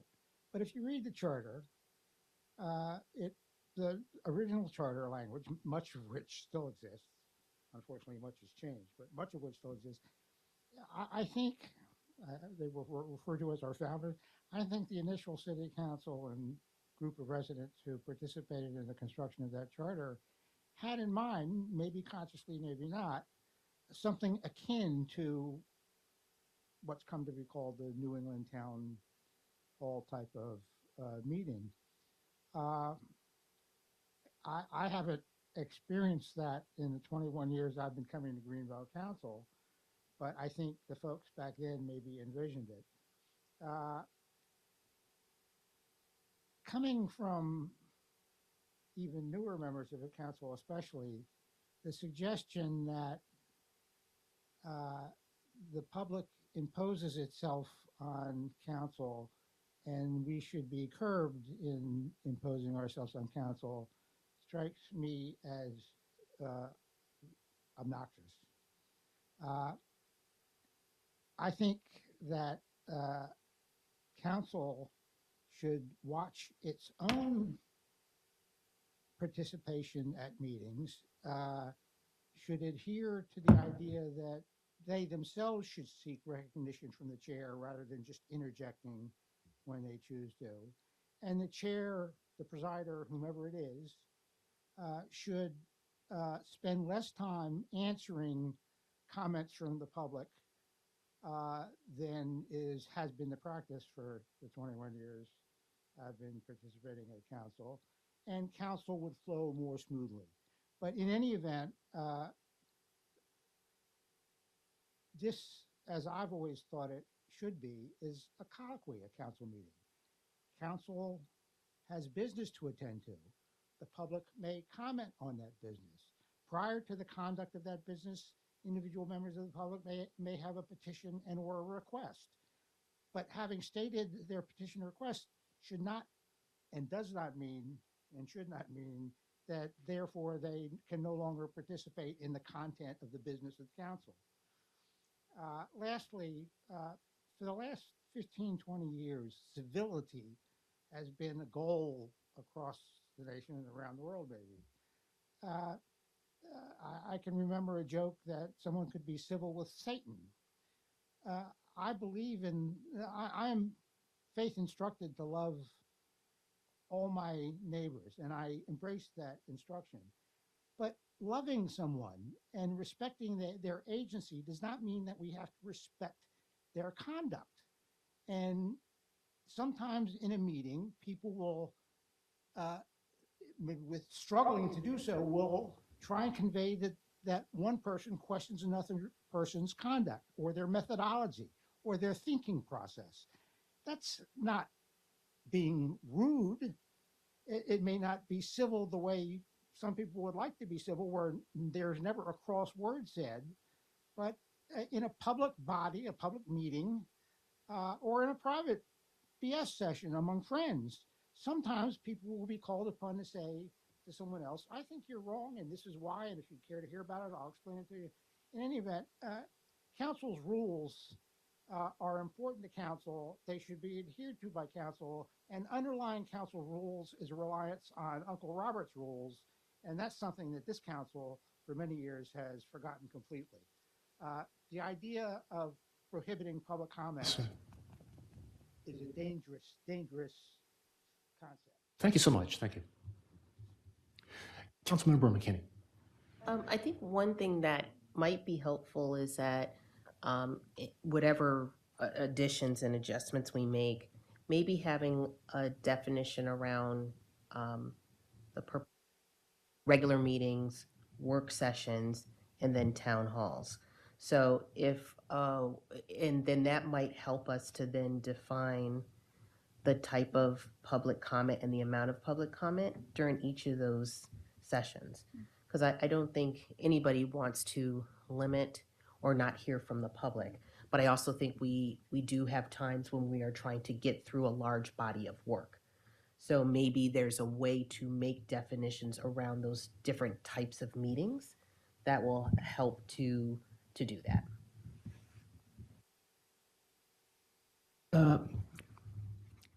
That's a good suggestion. I think it's in here a little bit, maybe not, but I looked at it, it's not, it doesn't really public define. hearing is, I would call it a public hearing as opposed to a town hall. It's just me. Maybe it's in the charter. I read it someplace. I'm not sure, though, that those are the same things in some senses. That I'm not sure a public hearing is the same thing as a town hall precisely, because I think a public hearing is sort of a legal requirement for certain things, but a town hall is, and it's a little bit more one-sided. You listen to people, but you don't interact. I think a town hall is more interactive, so I think it's actually maybe four different types of meetings.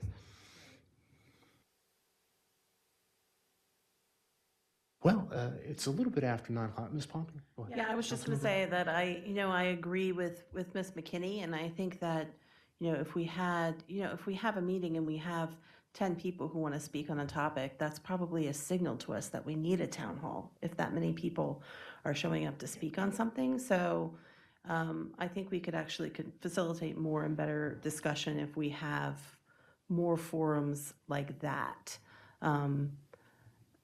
As opposed to, say, a work session about something. I think a town hall about something could just be more beneficial and could actually give people a better opportunity to speak and to ask questions directly of other stakeholders.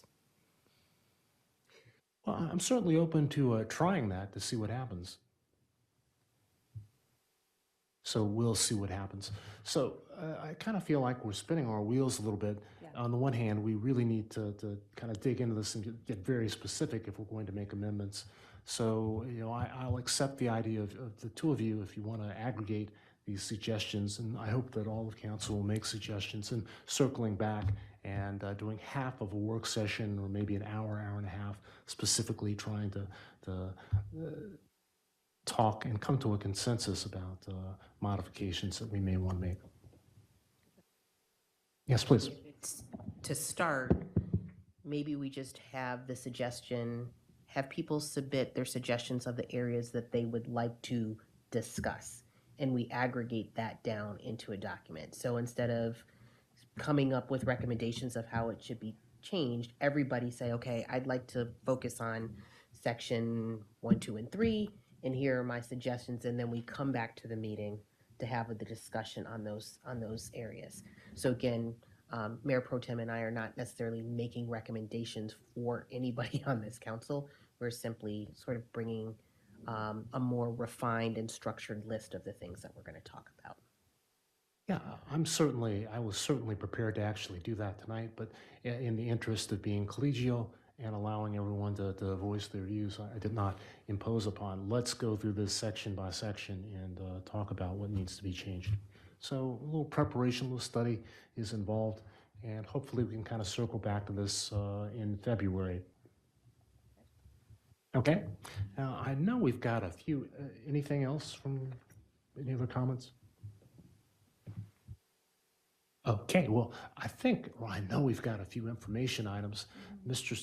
Mayor Pro Tem, did you want to go first, or Mr. Summerall? Mr. Summerall, go ahead. I have 6 items. We'll start off with the easy ones first. The Greenbelt Business Alliance Awards dinners tomorrow night, 6 to 10 in Martin. So we'll have great local business being celebrated tomorrow. Please let me know if you have any questions. We have moved forward with council's request for a town hall on utility service providers. That meeting is being scheduled for February 20th. We also have, or we're coordinating the 4 cities meeting. It was due in January, but we're looking at a February date. So if you have any dates that are explicitly off limit, please let us know. We'll move forward to scheduling the 4 cities, our next 4 cities meeting at College Park, and then in April is hosted by Greenbelt. Any questions on that? So what dates are we, because I thought we usually had it on the same date of the month, don't we? This Thursday, it would be tomorrow. It would be tomorrow, Oh, I right? see, okay. We couldn't get that on the schedule. So we're looking to have the January's meeting in February. The, one of the dates that was proposed today was February 20th, but we had already scheduled the utilities town hall that council requested. If council would rather have a Four Cities meeting on the 20th, we can look to shuffle that utilities town hall. We move rather quickly on the town hall because there's a sense of urgency around the 5% PEPCO increase and the Empower utility assistance programs and other resources that are available to residents during this particular time of the year versus summer. The town hall is scheduled 6 o'clock. 6 o'clock, yes. I just want to make sure. Yeah, I think though the 20th is also the PGCMA meeting. Yes, it is. It is. Oh, Not sure of the location, but it is a PGCMA meeting. okay.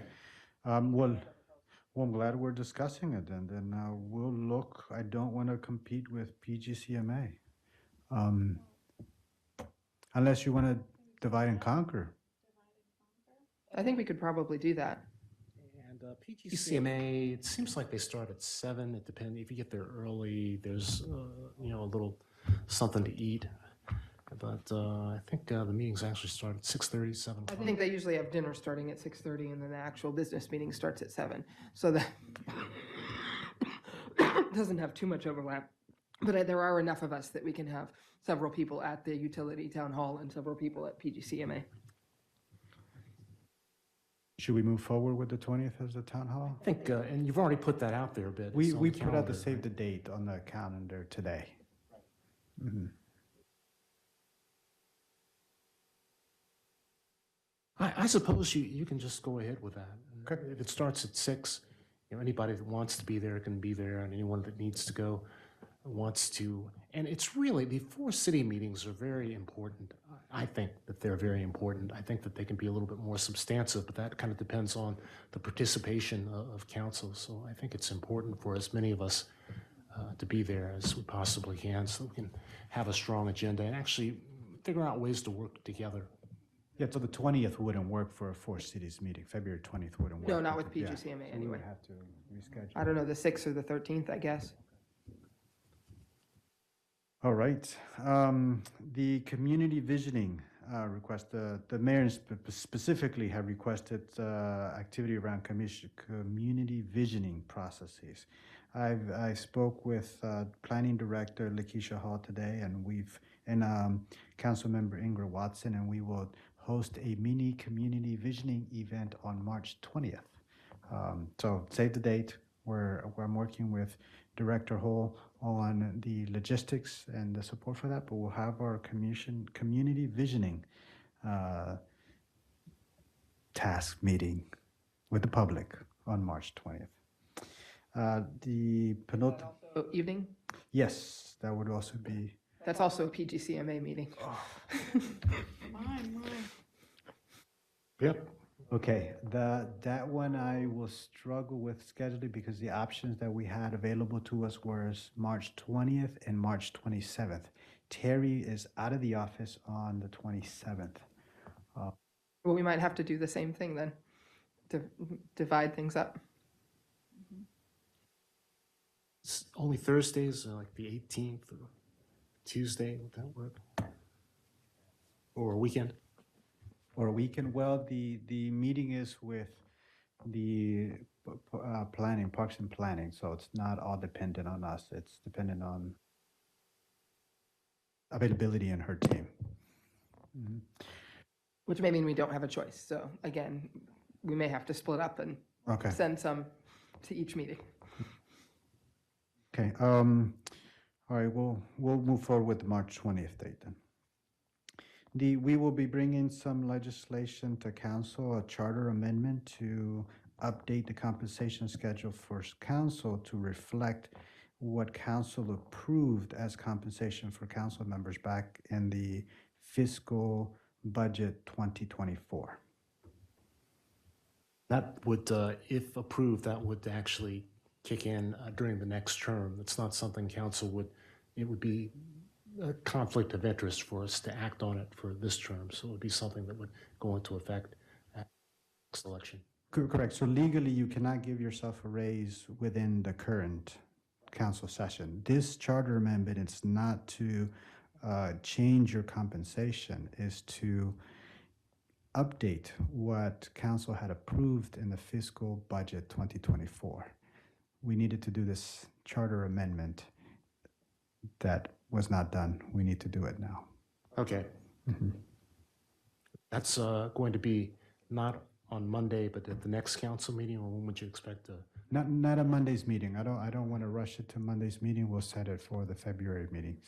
And I'm bringing it to your attention now because we'll put it on the agenda, and because it's a charter amendment, it has to go through the charter amendment process. Now you may be wondering yourself, why a charter amendment?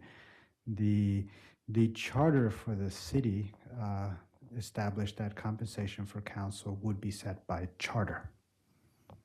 Other communities have it by ordinance or through a budget process. We decided to have it by charter. Okay. And what else do you have? And finally, the heating situation we're having in departments. I've sent out an email to council. We've issued citations and fines. We regret the situation that our residents find themselves in. We'll continue to put pressure on the two properties and property management. I requested a meeting with the senior management. We've been on this issue since November. We will now use a more punitive approach and fine the property. We know that finances are a challenge, but we must escalate enforcement efforts. You know, I think given the time of year, I think going through this experience, which is something that really has not happened in Greenbelt in a while with these heating issues in a number of developments, going forward, we need to perhaps be a little faster on the draw, given that this is December or January, it's very, very cold. So I'm not sure we're doing everything we can and providing the residents with whatever information is available and options. But I just think that we need to escalate a little bit sooner, during the winter months. You had mentioned 2 developments, but there was a third one that we had talked about as well. Did that development go in? Is that they're in compliance now or not? If you're talking about the Jane Apartments, the boilers are working. Councilmember Pompey, you your hand up. Yeah, I just wanted to ask that when you meet with the property owners, that we try to get an actual schedule from them of when they're gonna, when do they think that they're gonna make repairs, when they think the heat is gonna be back online, because the residents are very much in the state of limbo where they have no idea what's going on and if they're ever gonna have heat again, when they're gonna have heat again. So I would really like to see them providing some more information and actually contacting the residents, and we can continue to find them, and I think that we should, but it's much better if they actually have a plan towards resolution, which it doesn't seem like there is one right now, which is really concerning to me. Very much so. Mr. Roberts? What are the buildings that are still out? Parkway Apartments and Crescent Point. Crescent Point. Crescent Point is which one? Street there. Is that Yeah, just across the street that from way? us. Okay, and then are the 2 on Parkway still out? Or there's 2 buildings on Parkway that were not having heat? The ones on either side of the Jane Realty. Yes, correct. There's a total of 42 units there. They're still out of no heat? Correct. How are the people getting heat? Are they providing their own little electric heaters, or what are they doing? Some are. Both properties provided a portable heating, space heaters to the residents. Some took them and accepted those heaters. There was also window units installed. And the window units they have their limitations, that the power Yeah, it's like a heat pump, a window unit system. That's worthless in 15 degrees. But I'm wondering if, can we do something other than just finding them? Can we get someone to fix the boilers or do something to actually get their heat back up? Because just doing punitive things don't really always get the results that we need. We need the people to have those units fixed as quick as possible. So there's, Stay in the units. I think we did that with the high rise. We actually sent people in and said, inspect the elevator or whatever it is. We did that. So this should be the same. It shouldn't just be about finding somebody and hoping they do something. It should be actually, let's do something positive that's going to get those boilers working again. And I don't know if they have original boilers or what they have in there now, but I lived there I lived at 2F, which is one of the buildings that's out long time ago, but it was pretty rare that we had a problem like that. Once in a while, they would go out, but not for this long. This is a long time for heat not to be working. Very cold. And I'm afraid, I know there was a proposal in one of the apartments across the street from the center where the owner now wanted to take out the boilers and the boiler heat and just put in electric heat. And then in that case, then the residents are going to have to foot the whole bill of the heating system, and you're not going to heat those apartments with electric heaters. I know that from living in them because, they're cinder block buildings and they get cold, and that you need that boiler heat with all the pipes going through and the radiators to heat that structure up so you have a warm place. If you just got little electric heaters blowing on you, that's not heating anything. It's just going to be a miserable place to live, let me tell you. One time I woke up, there was no heat. I said, heck with it, I'll go in and take a nice hot shower. It was ice cold. But I hope they're not having that same problem now. What are they doing with the hot water? Do they have hot water? I'm not aware of hot water being an issue. Because I knew back then the hot water was heated by the boilers, I think. So, On your comment about working with the property owners and not being as punitive, we have a pretty big hammer, and we will use it when necessary. And our approach, I think, what the mayor was getting at, that he would have liked to see the fines escalate a little sooner. From November to now, we've tried the approach that you mentioned, being collaborative. How can we help? What resources can we direct you to? We can't go in there and fix those issues for them because we don't have the resources or expertise in some of these equipment. But you can have the permit taken away. yeah, we can have the license Yeah, revoked. and that would be much more inducive to them taking action than just sending. That's a the big fine. stick. That's the big stick. And if their permit, their rental license is taken away, then the residents can withhold their rent. But we're talking about the capacity. I don't really know what the financial situation is of the owners, but you do, and staff has been working really, really hard to try and get these repairs made. But we're just at a very, very difficult point. So we're doing everything, staff is doing everything possibly can. It's not just these 2 units. There are other places. There may be other residents in GHI or other developments, Greenbelt Station, where they're having issues. And, we need to let residents know that if they are having a problem, they can contact the city. And if push comes to shove, we'll find a way to, hell, we can have them here in council chambers if we have to. Right. Right? Yes, if we encourage the residents to report complaints, heating complaints to code enforcement, will follow up. To your point about going above and beyond what we can do, certainly if we need to open up warming centers, we would not hesitate to open warming centers. And we've offered the municipal building for extended hours as a limited warming center. So we will go to those measures to ensure. During the day, you can go to the library, the Greenbelt Library, You can go to the community center. Any city facility. Any city facility. In an emergency, you can go to the police department, and they have a conference room. If it's, if you're freezing in your unit, and there's no, we will do everything possible to help. Yes, and our police department lobby is open 24 hours, 7 days a week.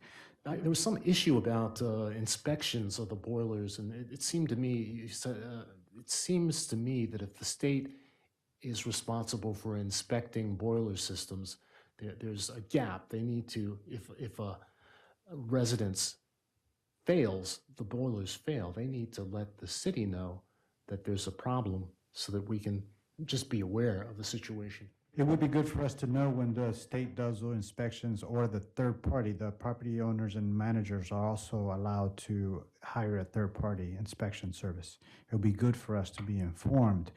In situations where we're not informed, we catch them during the annual renewal process when we inspect the properties, which in one of these boilers, we were able to catch them in the annual inspection process. Now, I want to emphasize that the current property manager oftentimes is not a lack of trying by the property managers. I think you all are familiar with some of the property managers, that they are working at the will and at the resources that the property owners has and can provide. So these two properties, we had those windows units provided to the residents. The property management providing the window units in the hopes that this would support to provide a heating source to units. The challenge is that these are old buildings and they don't have the electrical capacity to support heating, particularly in the teens. So the team, I don't want council or the public to walk away with a perception that the property manager isn't doing anything. They did try remediating the issue with the window units. They just didn't work. Thank you for that update. It's just really, really difficult situation these residents are in. So, thank you. Do you have more? Those are my 6 items. Okay. Mayor Pro Tem. Yeah, so the two things that I wanted to mention, I'm going to pass this down to Mr. Roberts because I know he doesn't read his email. But we had the letter from I forget the name now, the Coalition for Prince George's County Fire Department, the letter that they wanted to send out that was emailed last week, and I think most of the provisions on it are things that we have asked for. I think it was sent to all of council. I don't know if you've looked at it. I think they would be interested in having us sign on to that letter. They would be happy to give a presentation at Monday's council meeting if we would like to. I don't think there's really much in it that we haven't talked about previously or supported in different ways, but if it needs a formal action and a formal presentation, I think we could add that to Monday's agenda. But I just wanted to bring that up for a little bit of discussion. And I guess I've given my copy to Mr. Roberts there, so I don't have it in front of me. I got a copy of that. You were on the email. It was. Where did it come from? Was that from council member It was Carter? the email address that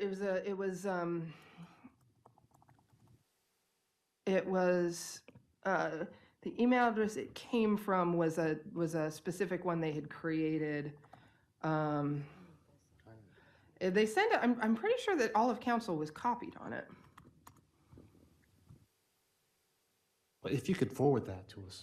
Let me find the exact title of the email because it was. Where support is needed, join the coalition to Yes, support thank you. AGC Fire and EMS. It was. On the 15th of January. It was sent to all of council on January 15th. So that was a week ago. So all of council was included on that email. So I guess it sounds like maybe not everybody saw it, but it was sent to all of council. Thanks, Amy. About a week ago.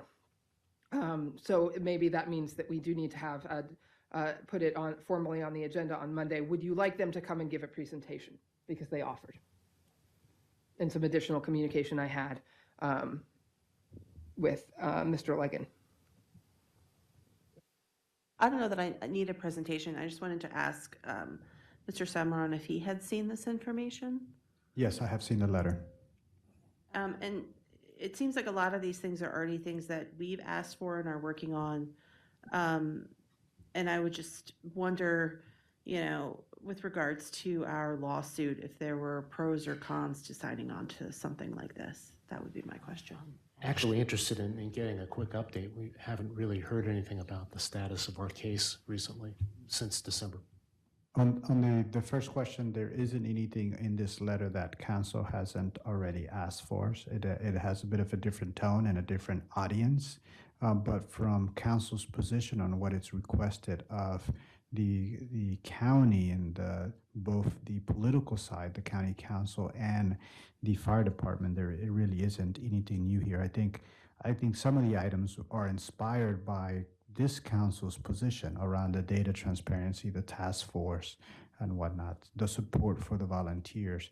I think those were central themes that the partnership, the City of Greenbelt, College Park, and Berwyn Heights put together as key items to move forward with the fire EMS service delivery model. Why don't we put it on the consent agenda if council, I apologize, it slipped through my filters somehow, but I do see it now. I'd like to take a look at it. Sure, And we'll add it perhaps to we can the, put it on the consent agenda. and I'll send out an update on the legal side of things, of the case. I'll check with Sue Ellen on updates. Related to this, I had a brief conversation with Council Chair Ivy, and she was interested in having a meeting as a follow-up to previous conversations we've had. So I spoke with the mayor briefly about this, and we'll move forward. We'll accept the interest for a meeting, and we'll schedule a meeting with Chair Ivy. Chair Ivy, as she moves forward with her campaign, just with her role as I'm thinking as a role as chair Chair of current of council and the budget process that we're underway. The budget is going to be presented at January 29th town hall, and we expect the budget to be released either that day or shortly thereafter of the presentation. Thank you. You had another item, Mayor Pro Yeah, Tem? the other thing I wanted to bring up was that I noticed that College Park put out a proclamation today proclaiming the city's continuing commitment to be an inclusive community and so on. And I wondered if that was something that that Greenbelt would also want to proactively put out. I mean, obviously we can't do it as quickly as they did because they must have had something ready to go today. But I saw it on Facebook, but it's to be an inclusive community that rejects stigma and bias and urges our residents to strive to create a welcoming and supportive environment for all. And they have a proclamation on that topic that I thought was just a nice thing to put forward. And I don't know if that's something we can prepare for Monday, but even if it was just putting out a proclamation reaffirming our city pledge or something like that, not necessarily a lot of new language, but I think that was something that I wanted to bring forward that I saw today. And again, I don't know if we have time to do it before Monday. I'll work on that. I attended a very interesting conference, a one-day conference, the Mayor's Innovation Project down in D.C. with mayors from similar sized cities from across the country. It was very interesting. So we talked a great deal about the current political environment and possible implications for cities across the country and ways to kind of reaffirm our commitments. So why don't you let me work on that? Okay. Those were just the two things. Just one point. Interesting thing at this small conference, and it wasn't the U.S. Conference of Mayors, which is really a big conference. It was very expensive, so I don't participate in that. But with this small group, we talked about a number of topics, and we actually got a briefing from Transportation Secretary Buttigieg, and I had a chance to ask him a question about the maglev. And he was very aware of the maglev. He was aware of the fact that the EIS is still on hold. And I got the feeling, or he said, that it would be a whole trillions of dollars, I think is what he said. So I don't think anything is moving forward on his watch, but his watch is over. Yeah, Councilmember McCain. I just wanted to highlight that the space and the Spring Hill Lake Recreation Center were collecting coats and winter clothing for our community residents, and they'll be doing this on an ongoing basis.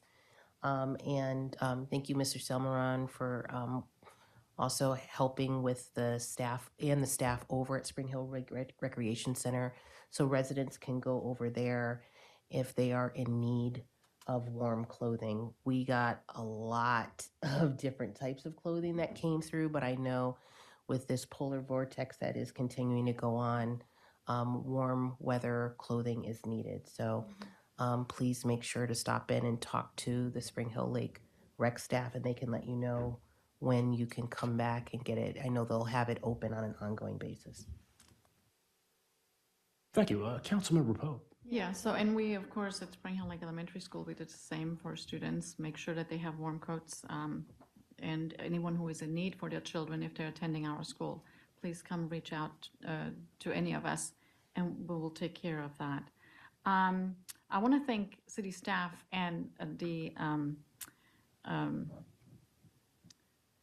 everyone who cleared our snow and put that salt on the roads so we won't be slipping and sliding around. I think they did all an excellent job. I did have a few calls about the co-op parking lot though, and I was in communication a little bit with Josue on that. And I know Public Works came through and they plowed the street, but I think there was a question of who is in charge of the parking lots, especially some of the handicapped parking lots. They were ice. So I think, I'm not sure, I'm still not sure who is doing the parking lots, but I think maybe we just want to keep an eye on that. If this co-op's responsibility, how to coordinate that or how to help out, how can we do things? And I understand if there's so much snow and so much ice, you got to put it somewhere, of course. Yeah, I think we're all in the same boat on that, especially when we have parking, on-street parking, et cetera. It's just a difficult time, but thank you for taking care of it, and I'm really appreciative, and our roads look beautiful. So everybody said that, Greenbelt, I think our residents can be very lucky to have our Public Works Department come out and help us out with that. Same day. On the same day, I know, on the same day. That was really quick. Another thing that I just received an email I've already shared with Josue, I'm going to share with council as well, is from Ms. Stolik from Beltsville Community Cats. And they were doing TNR, and I know that we kind of stopped that program for a while, and I know a lot of Greenbelt residents went over to, I think it's Beltsville Community Cats to get this service done. Unfortunately, their funding has been declined for this year, and they're no longer able to accommodate some of our residents. I'm just going to send this email, and then you can read it. And then, I've asked if we can maybe assist somehow. They did have a solution would be that they would come and train maybe some volunteers, and asked if the city of Greenbelt maybe would be able to pay for the cost of the spay and neuter packages, especially for our residents, if they would, if they could provide that service. But this, like I said, is just brand new. It just came in. I just want to share with everyone because I think that's a subject that we might want to discuss together, and not something that I'm going to be able to take on myself. But I will reach out to Stephanie Stolish, or maybe I want to talk to you maybe tomorrow and see what we can do. If we can do anything to help, that would be great, and see if we can figure some way to restore the service in our city or help or work together so our Greenbelt residents. Spain now or Metro Ferals, they both do TNRs. So maybe go back and have a TNR program or somehow that we. Councilmember Pompey. Yeah, I just wanted to mention that, as I think most of you know, one of the new president's executive orders removed the prohibition of ICE from extracting and executing raids in sensitive locations, which include schools, churches, and service provider locations, of which we are one. As the city of Greenbelt, we do provide services, which means this is a potential location that immigration raids could be conducted on. So I don't know if staff has discussed that, or just so that they are prepared, like what they're supposed to do, how they're supposed to react in those situations. I think, I'm concerned about that. I'm concerned about them just knowing what to do. as well as being concerned about our residents. I have been in conversation with CASA, who are working to pull together a call of, made up of elected officials from around Prince George's County, just to sort of do some coordination to talk about sort of what our options are, what we can do here in the city to support residents who are afraid that their rights might be impinged upon. And so if anyone's interested in participating in that, please let me know. Any other information items? Councilmember Niesel. Thank you, sorry. Go ahead. There are a lot of resources out there, and I will send another one to Mr. Salmaron in the hopes that perhaps we can figure out how we want to position ourselves. But also, red cards are a very easy way. It's easy to hand out. I've ordered some for myself so that I can have them on me, and I know my rights, and I can give them to other people so they know their rights. Ms. Pompey introduced us to folks at Casa Maryland. We'll be conducting a town hall work session on Know Your Rights. So we'll host some here in the city. So we're working out the logistics of that. Okay, any other information items? Well, hearing none.